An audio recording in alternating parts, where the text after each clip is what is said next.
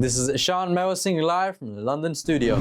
Operation Bunyam Marsis didn't just alter the military balance with India, it forced Washington to rethink its entire approach to Pakistan. For years, the US saw Pakistan as useful but replaceable, a junior partner to pressure when needed and praise when convenient. 4 days on the battlefield under Field Marshal Asim Munir changed that perception. Pakistan proved it could match India on the ground without resorting to its nuclear card, while China stepped in with the Bebu satellite link to provide real-time battlefield intelligence. India, despite its much-touted strategic partnership with Washington, received no such backing and later turned to US commercial satellites, an admission that America held back when it mattered most.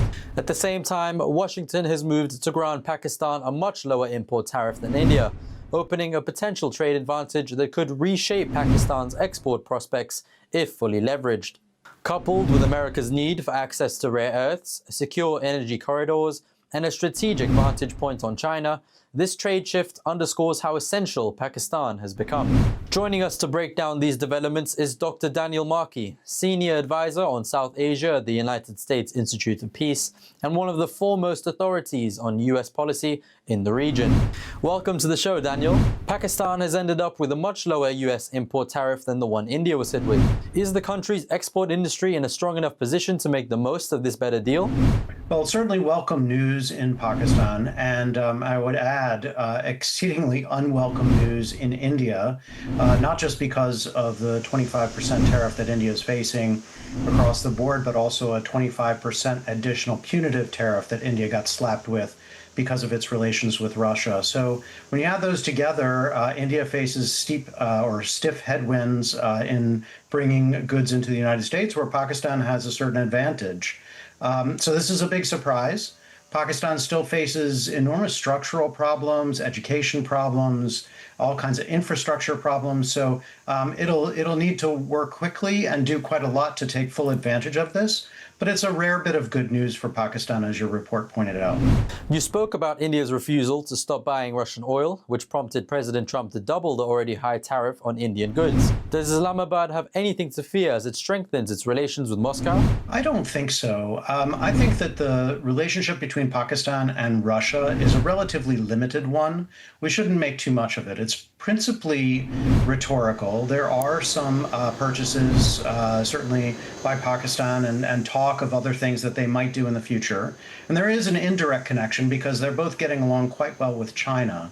But it's nothing like India's relationship with Russia. India is heavily dependent on the imports of Russian, not just oil, but in some ways, more importantly, of Russian defense equipment, particularly the kind of thing that it used against Pakistan in their last conflict back in May. So in many ways, India is much closer to Russia, and that has a long history to it.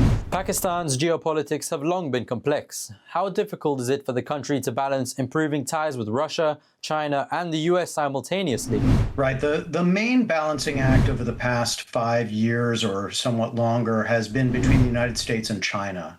And this was especially difficult for Pakistan when it was facing a Biden administration that saw China as a principal geopolitical challenger to the United States and the world, and saw those who were aligned with China as really problematic. And Pakistan found itself really grouped in that category.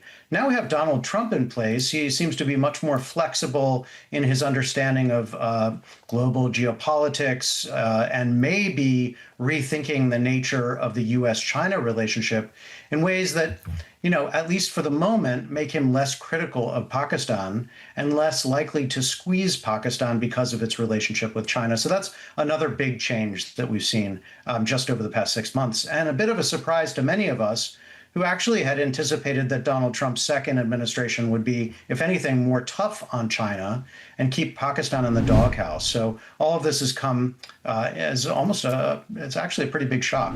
Dr. Markey, thank you for sharing your expertise. Sure thing. Today's discussion underlines a major shift. Pakistan is no longer just a convenient partner. It is a strategic necessity for Washington. From favorable tariffs to vital mineral resources, from oil routes to counter-terror leverage, Islamabad is increasingly central to American planning. Operation Bunyam Marsis proved a new reality. When India looked to the US, Washington stayed neutral. When Pakistan needed an edge, China delivered.